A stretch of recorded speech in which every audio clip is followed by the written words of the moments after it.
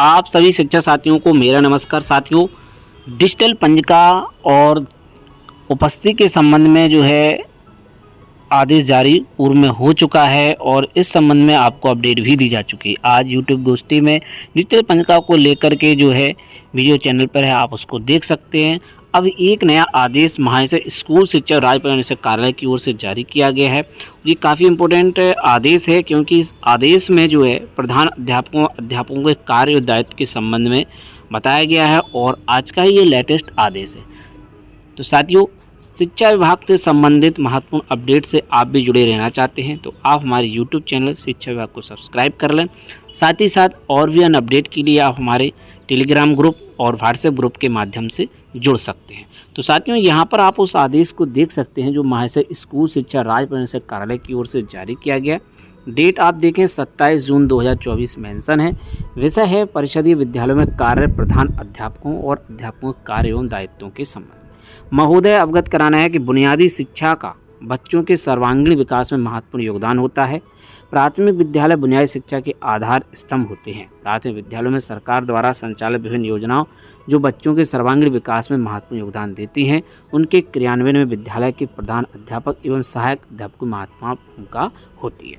उन योजनाओं के माध्यमों से विद्यालय के शिक्षकों के द्वारा अध्ययन बच्चों को खेल खेल में एवं रुचिपूर्ण तरीके से गुणवत्तापूर्ण शिक्षा के साथ शारीरिक, मानसिक एवं योगिक क्रियाओं का अभ्यास कराया जाता है, जिससे बच्चों में अंतर्निहित नैसर्गिक क्षमताओं का विकास होता है। परिषदीय विद्यालयों में शैक्षिक सत्र 24-25 में संपादित किए जाने वाले प्रमुख गतिविधियों का वार्षिक शैक्षिक कैलेंडर कार्यालय के पत्रांक दिनांक 14 मई 24 के द्वारा प्रेषित किया जा चुका है, जिसके क्रम में विद्यालय स्तर पर विभिन्न गतिविधियां आयोजित की जा रही हैं। उसके साथ विद्यालयों के प्रधान अध्यापकों, शिक्षिकाओं के प्रमुख कार्य एवं दायित्व निम्नवत है। देखिए, जो कार्य हैं उनको आप देखें, प्रधान अध्यापक के कार्य एवं दायित्व। तो पहले आप प्रधान अध्यापक के कार्य एवं दायित्व देखें। पहला बिंदु देखें आप, विद्यालय खुलने के समय से 15 मिनट पूर्व विद्यालय में प्रार्थना सभा का आयोजन कराया जाए। तब वर्ष 24-25 हेतु निर्गत शैक्षणिक कैलेंडर में दिए गए निर्देश अनुसार प्रतिदिन निर्धारित प्रार्थना कराएंगे। प्रार्थना के पश्चात राष्ट्रगान पश्चात 5 से 7 मिनट का ध्यान मेडिटेशन बच्चों से कराया जाए। ठीक है। अगला है कि प्रार्थना के समय प्रधान अध्यापक सहित शिक्षिकाएं अनिवार्य रूप से प्रार्थना सभा में उपस्थित रहेंगे और रहेंगी। का यह दायित्व होगा कि उपस्थित सभी शिक्षिकाओं एवं बच्चों सहित प्रार्थना स्थल का 1-2 फोटोग्राफ प्रतिदिन लिया जाए तथा उक्त फोटोग्राफ संबंधित खंड शिक्षा अधिकारी को प्रार्थना सभा समाप्त होने के उपरांत तत्काल प्रेषित किया जाए एवं उक्त फोटोग्राफ को अपने टैबलेट में भी सुरक्षित रखा जाए। अगला बिंदु, विद्यालय निर्धारित समय सारणी के अनुसार संचालित किया जाए। निर्धारित समय सारणी के अनुसार प्रत्येक कालन 40 मिनट का होगा। प्रत्येक कालन शिक्षकों द्वारा अपने विषय को सकारात्मक वातावरण पठन पाठन कराया जाए। उत्तर प्रदेश बेसिक शिक्षा परिषद प्रयागराज के कार्यालय द्वारा जारी अवकाश तालिका से विभिन्न स्थानीय स्तर पर जिलाधिकारी के अतिरिक्त अन्य किसी अधिकारी द्वारा कोई अवकाश स्वीकृत नहीं किया जाएगा। मंडलीय, जनपदीय रैलियों, समारोह, विशेष कार्यक्रमों के कारण कार्यक्रम स्थल संबंधित विद्यालय के अतिरिक्त अन्य विद्यालयों समय परिवर्तन अथवा बंद किया जाना प्रतिबंध होगा। मंडलीय, जनपदीय रैलियों समय शासन निदेशालय स्तर से निर्गत दिशा निर्देशों अनुसार ही कार्रवाई की जाएगी। देखिए, इस संबंध में देखिए बता दिया गया है। वहीं आगे विभिन्न निरीक्षणों, बैठकों, ARG, SRG तथा अधिकारियों से प्राप्त फीडबैक के अनुसार उनका अनुपालन किया जाए एवं सभी प्रकार की पंजिकाओं यथा शिक्षक डायरी, उपस्थिति पंजिका, प्रवेश पंजिका, कक्षावार छात्र उपस्थिति पंजिका, MDM पंजिका, समीकरण निःशुल्क सामग्री वितरण पंजिका, स्टॉक पंजिका, आय व्यय पंजिका, चेक इशू पंजिका, बजटवार बैठक पंजिका, निरीक्षण पंजिका, पत्र व्यवहार पंजिका, बाल गणना पंजिका तथा पुस्तकालय एवं खेलकूद पंजिका रख रखाव कार्य प्रधान द्वारा स्वयं विद्यालय के शिक्षिकाओं के सहयोग से कराया जाएगा। अगला बिंदु, शैक्षिक पंचांग का 100% अनुपालन सुनिश्चित किया जाए। यदि किसी शिक्षक द्वारा शैक्षिक पंचांग समय सारणी का अनुपालन सुनिश्चित नहीं किया जा सका या निर्धारित पाठ्यक्रम अध्ययन पूर्ण नहीं किया तो उसकी प्रतिपूर्ति हेतु अतिरिक्त कालांश की व्यवस्था की जाए। शिक्षकों और शिक्षक संघ द्वारा आयोजित किसी गतिविधियां विद्यालय अवधि में प्रतिभाग नहीं किया जाए। अप्रिय परिस्थिति में सक्षम स्तर से स्वीकृति के उपरांत ही प्रतिभागिता की जा सकेगी। वहीं विद्यालय में शिक्षण कार्य को सुचारू रूप से संचालित कराने एवं निर्धारित पाठ्यक्रम को समय से पूर्ण कराने दायित्व प्रधानाध्यापक और शिक्षकों का होगा।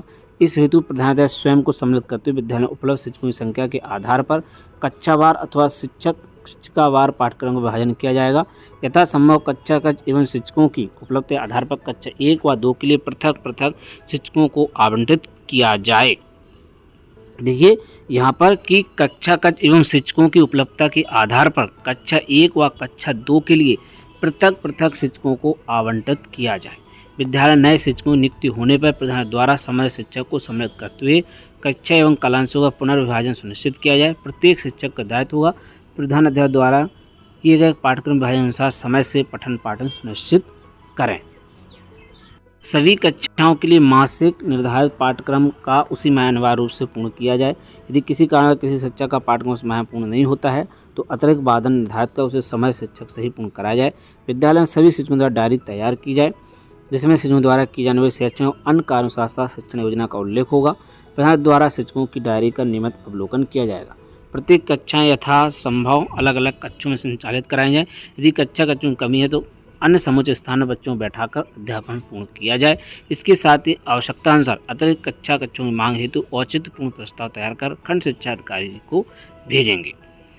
अगला है कि अध्यापन कार्य में प्रिंट रिच सामग्री, पोस्टर, चार्ट एवं गणितीय अवधारणा हेतु गणित किट एवं अन्य उपयोगी टीचिंग लर्निंग मटेरियल प्रयोग में लाई जाए। मौखिक भाषा विकास एवं गतिविधि आधारित शैक्षणिक प्रणाली हेतु उपलब्ध कराए गए शिक्षण योजना का कक्षा शिक्षण में प्रयोग सुनिश्चित किया जाए। बच्चों की साहित्यिक एवं सांस्कृतिक सृजन क्षमताओं विकास हेतु विद्यालय में प्रत्येक माह विविध गतिविधियों यथा वाद विवाद, प्रतियोगिता, कविता पाठ, भाषण, निबंध लेखन, कहानी लेखन, अंत्याक्षरी, समूह गान, देशभक्त गान, मूक अभिनय, समसामयिक विषयों पर चर्चा आदि का आयोजन कराया जाए। इसी प्रकार बच्चों से poster, chart model, rangoli, greeting card, मिट्टी के खिलौने, वॉल हैंगिंग, कागजी लिफाफे, अनुपयोगी वस्तुओं से सजावटी सामान आदि का निर्माण कराया जाए। सप्ताह में एक बार प्रधान के स्थान विद्यालय सभी शिक्षकों की बैठक आयोजित की जाएगी। इस बैठक के लिए साप्ताहिक कार्य योजना विकासखंड स्तर पर आयोजित मासिक समीक्षा बैठकों में प्रदर्शन निर्देशन पालन का अनुसरण किया जाएगा। विद्यालय यदि कोई शिक्षक जैसे जब विलम्ब से आते हैं अथवा बिना सूचना उपस्थित रहते हैं या उपस्थिति पंचायत बनाकर विद्यालय से अनुपस्थित हो जाते हैं, प्रधान अध्यापक व्यवहार करते हैं, शिक्षकों को प्रधान द्वारा नोटिस निर्गत की जाएगी एवं बिना सूचना के अनुपस्थित शिक्षकों को उपस्थिति पंचायत अनुपस्थित अंकित किया जाएगा। नोटिस एक अवसर देने के बावजूद यदि शिक्षक का समय से विद्यालय में उपस्थित नहीं होते हैं तो अपने आचरण में सकारात्मक बदलाव नहीं लाते तो संबंधित शिक्षक के विरुद्ध अनुशासनात्मक प्रस्ताव तैयार कर खंड शिक्षा अधिकारी एवं जिला शिक्षा अधिकारी को प्रेषित करेंगे। उक्त दोनों अधिकारी प्रधान द्वारा प्रेषित प्रस्ताव का संज्ञान लेकर एवं जांच में दोषी पाए जाने पर संबंधित शिक्षक का उन्हें अनुसार दंडित करेंगे एवं कृत कार्रवाई संबंधित विद्यालय के प्रधान अध्यापक को भी अवगत कराएंगे। अगला बिंदु, सभी शिक्षकों के लिए सुनिश्चित है कि शैक्षिक पाठ्यक्रम निर्धारित समय सारणी के अनुसार अपने पाठ्यक्रम पूर्ण करें। इसकी समीक्षा प्रधान द्वारा की जाएगी। मासिक समय शिक्षकों का पाठ्यक्रम समय पूर्ण नहीं होगा किया जाता है, प्रधान द्वारा उनको नोटिस न करते हुए निर्धारित पाठ्यक्रम पूर्ण करने निर्देश प्रसिद्ध किया जाएगा। उसकी सूचना खंड सिंचाई को दी जाएगी। अगला बिंदु, प्रधान द्वारा विद्यालय में कार्य सभी शिक्षक कर्मचारी के साथ समवत व्यवहार किया जाए एवं किसी के साथ भेदभाव पक्षपात नहीं किया जाएगा। विद्यालय के सभी शिक्षकों का विवरण नोटिस बोर्ड पूर्व प्रेषण क्रम में अंकित कराएंगे। जो शिक्षक अवकाश पर उनका विवरण नाम पदनाम नोटिस बोर्ड पर अंकित करवाना। शिक्षकों की दायित्व देखें आप। शिक्षकों की दायित्व रहेंगे कि विद्यालय में शिक्षण कार्य प्रारंभ होने से 15 मिनट पूर्व विद्यालय में उपस्थित होना अनिवार्य है। प्रत्येक शिक्षक का प्रार्थना सभा में अनिवार्य रूप से उपस्थित रहेगा या रहेगी। तब प्रार्थना सभा के पश्चात राष्ट्रगान पश्चात 5-7 मिनट बच्चों को मेडिटेशन, ध्यान आदि में सक्रिय सहयोग करेंगे। ठीक है, ये तो हो गया पहला कार्य। दूसरा कार्य, दैनिक सभा के दौरान सभा स्थल पर ही छात्रों में नैतिक मूल्यों विकास हेतु समाज में व्याप्त कुरीतियों, दहेज प्रथा, मद्यपान, धूम्रपान, जाति प्रथा, लिंग भेद, भ्रष्टाचार, सांप्रदायिकता आदि दूर करने हेतु बच्चों को शिक्षकों द्वारा विस्तृत जानकारी दी जाए तथा देशभक्ति में अच्छे संस्कार यथा शिष्टाचार, सभ्य आचरण प्रवृत्ति विकसित करने हेतु अमर शहीदों, वीर पुरुषों, देशभक्तों, सदाचार जैसे विषयों प्रति बच्चों से व्याख्यान दिलाया जाए। शिक्षक द्वारा अनिवार्य रूप से शिक्षक डायरी बनाई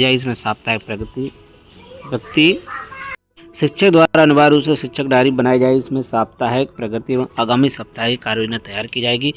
सपोर्टिव सुपरविजन के दौरान ARP SIG द्वारा शिक्षक डायरी का अवलोकन किया जाएगा। अपेक्षा अनुसार मार्गदर्शन प्रदान किया जाए। छात्र छात्रा द्वारा अपेक्षित लर्निंग आउटकम प्राप्त किए जाने की तिथि को हर शिक्षक द्वारा निपुणता में प्रविष्ट अंकित की जाएगी। इसका प्रत्येक माह प्रधान अध्यापक एवं अकेडमिक रिसोपान द्वारा अनुसरण एवं प्रमाणीकरण किया जाएगा।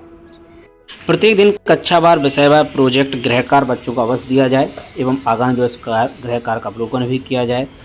धार्मिक, सांस्कृतिक, सर्वधर्म संभाव से अवगत कराया जाए। बच्चों समाचार पत्रिका पढ़ने के प्रेरित किया जाए। काउंसलिंग भी की जाए। बच्चों को आधुनिक टेक्नोलॉजी, कम्युनिकेशन विविध आयाम जैसे इंटरनेट, ईमेल, कंप्यूटर आदि के माध्यम से अवगत कराकर उन्हें विज्ञान, नवाचार, नैतिक विकास किया जाए। भय मुक्त वातावरण दिया जाए, विद्यालय शिक्षा का ऐसा वातावरण हो जिससे उनके सर्वांगीण विकास हो सके।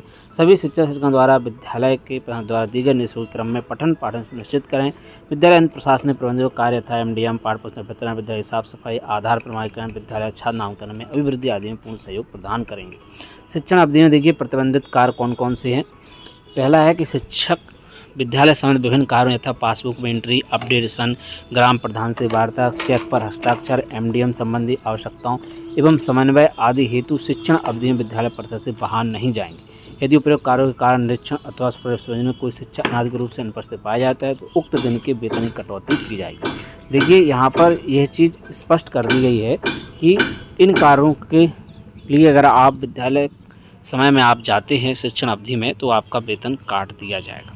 साथ ही शिक्षण अवधि में अवकाश कराने अन्य अधिष्ठान संबंधी समस्याओं के लिए विकास करने जनपद स्तरीय कार्यालय में जाना में प्रतिबंध होगा। मानव संसाधन पोर्टल के माध्यम से ऑनलाइन प्रणाली द्वारा अवकाश हेतु आवेदन किया जाए। इस हेतु जन सुनवाई समाधान पोर्टल पर भी शिकायतें दर्ज की जा सकेंगी।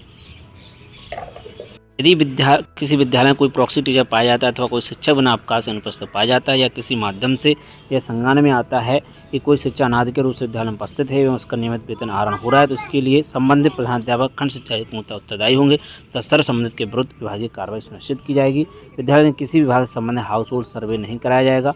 विद्यालय मरम्मत या निर्माण का रंगाई पुताई तो छुट्टी वाले दिनों में अथवा शिक्षण अवधि के पश्चात ही कराया जाए। विद्यालय में शारीरिक दंड भेदभाव उत्पन्न रहित आनंदमय वातावरण बनाने की जिम्मेदारी सभी शिक्षकों एवं विद्यालय कर्मचारियों को होगी। किसी भी तरह के भेदभाव एवं असुरक्षा आदि की स्थिति में तत्काल जिला अधिकारी पर्यवेक्षण अधिकारी को अवगत कराया जाएगा। बच्चों में किसी प्रकार भेदभाव किए जाने की स्थिति में शिक्षा शिक्षिका के विरुद्ध कठोर अनुशासनात्मक कार्रवाई सुनिश्चित की जाएगी। भेदभाव की स्थिति में उपरोक्त के साथ कार्यालय के पत्रांक दिनांक 24/5/24 एवं शासन के आदेश दिनांक 14/8/20 के द्वारा दिए गए निर्देश के अनुसार विद्यालय पठन पाठन सुनिश्चित किया जाए। भवदीय कंचन वर्मा महाशय स्कूल शिक्षा की ओर से आदेश जारी किया गया था और काफ़ी दिशा निर्देश इसमें दिए गए हैं प्रधान अध्यापकों को और शिक्षकों को। तो अपने अपने कर्तव्यों का आप सभी पालन करें और जो भी दिशा निर्देश शासन की ओर से दिए जा रहे हैं उनका 100% पालन करना सुनिश्चित करें। इस प्रकार का आदेश दिया गया है।